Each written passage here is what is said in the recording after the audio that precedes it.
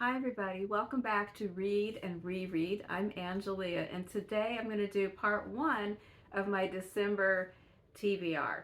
Part one is going to be the non-Christmassy books because despite my abundant love of the season, I don't read non-stop Christmas books in December. So I'm going to start with the non-Christmas ones. So this one's for all my non-Christmassy viewers. Here's some other things that might be fun to read in December. I'm going to move the camera here in a second because I was trying to do this nice little holiday corner over here with my little tree, but I am sitting in the most awkward manner. So I'm getting ready to take the focus off of the tree, but I'll put a lovely clip in of the whole tree. This is just this little guy that I bought last year. We were between houses and we didn't have room for our full-size tree in the apartment that we were staying in. So I got this little one. I moved this one into the library for this year. So I just thought I would sit over here by the tree today, but it is like super awkward. So there, that's better. So now the spotlight is, where it should be. All right, so today, like I said, my December TBR is going to be in two parts because I want to spend a nice little amount of time on the holiday books, which are mostly rereads and things that I like to read every year. But I do have some other things in mind. And what's not on this list are some of the ones that I am the most excited to read because I put all of those on my Christmas list. So they're not, now I'm like hitting the tree. I'm not going to be reading them probably until either the very end of the month or in the beginning of 2023. So, but I do have some other things in mind. I just cannot. Okay. So first of all, before we get into that though, I am going to torment you with a holiday question card. And I brought these out last time. I have this deck of Christmas conversation cards. I'm going to read the question. I'll give you my answer and then you can give your answers down in the comments if you so choose. All right, so here goes. Worst gift you've ever received. Okay. Yes. Okay, so the worst gift I ever received, and this is not like a bad item. It was just like so awkward. But one time there was one of those holiday, the game where you open something and then you can steal it or whatever. And it was a large family gathering of many generations. And a person who I shall not specifically name, I guess, was not prepared for this event and clearly wrapped an object that was already around the house.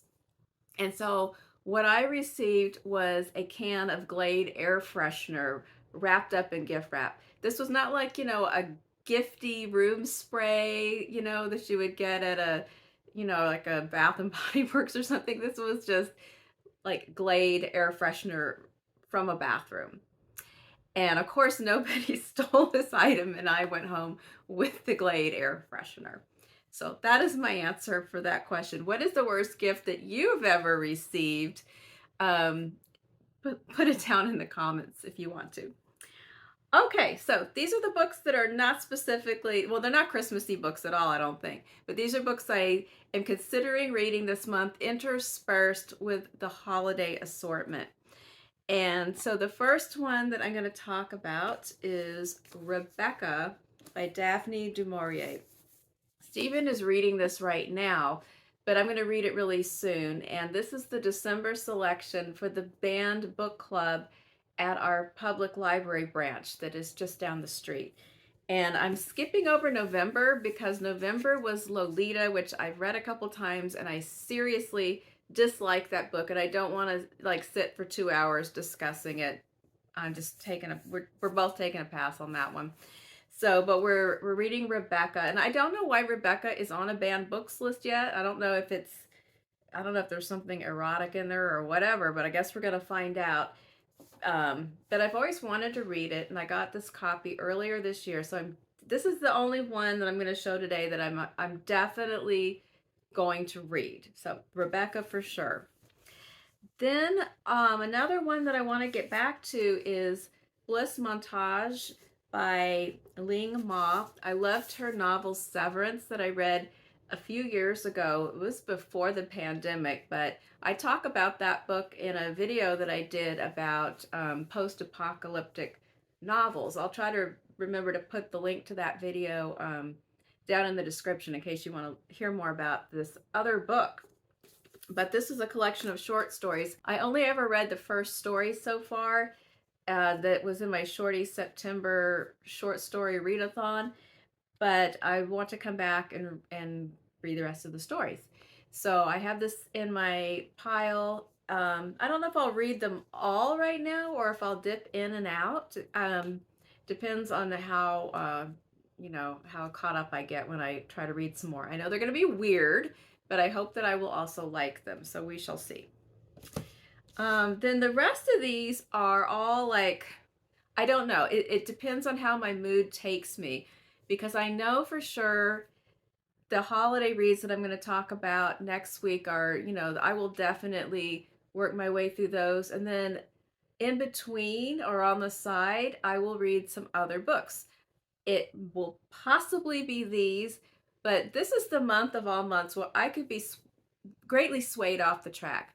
I might see something at the library.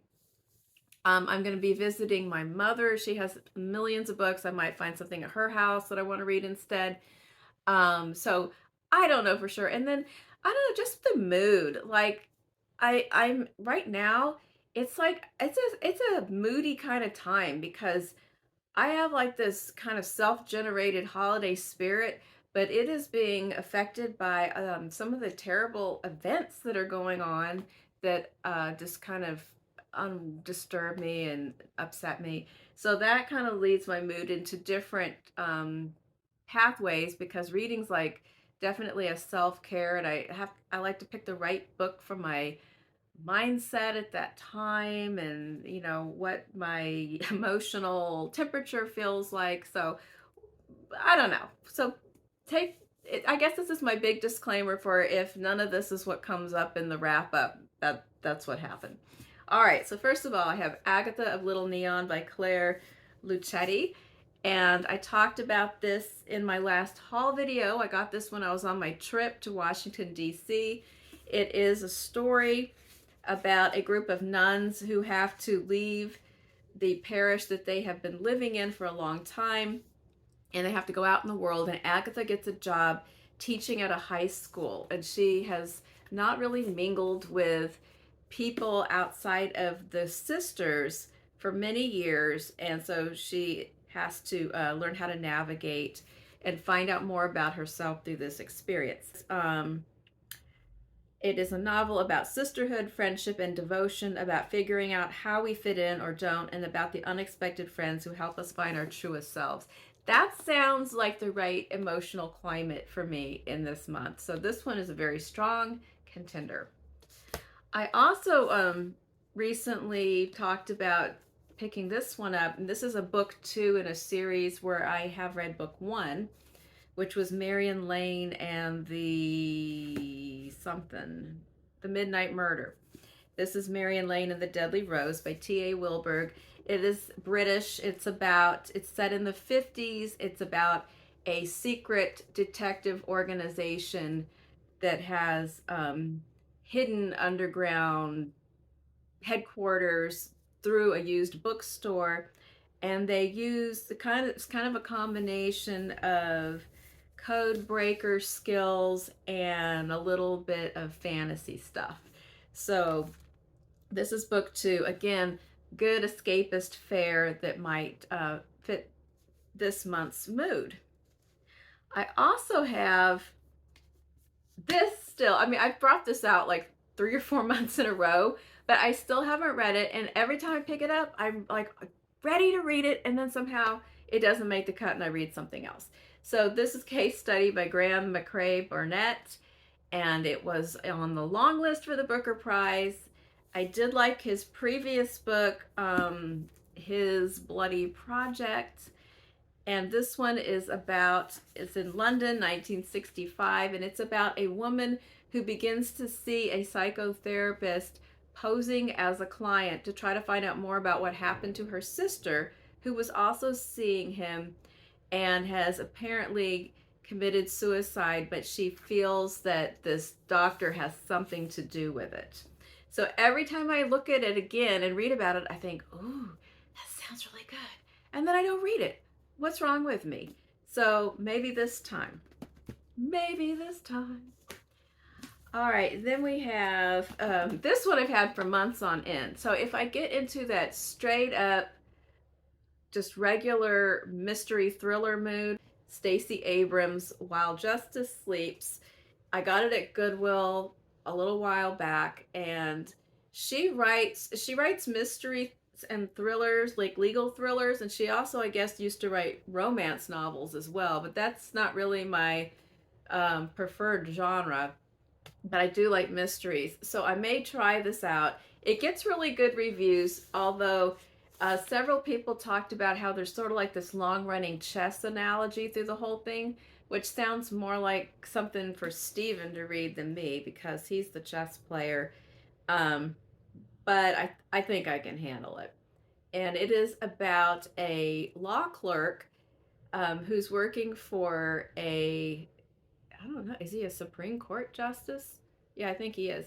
Anyway, she's like his law clerk, and something happens to him and he's in a coma, and he finds out that she has been appointed to have his power of attorney instead of the people that you would have expected, and she discovers that he's been secretly researching a proposed merger between an American biotech company and an Indian genetics firm, which promises to unleash breathtaking results in the medical field, and that this judge suspected that there was a dangerous conspiracy surrounding this merger.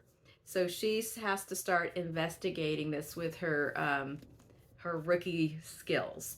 So it sounds pretty good, and so that's a certain mood that hits me, and I have not read a kind of straight up contemporary thriller or mystery in a while, so that might happen. So that's just kind of a little, not very long list, but that's because the other half of the list is the holiday material, which will be talked about next week.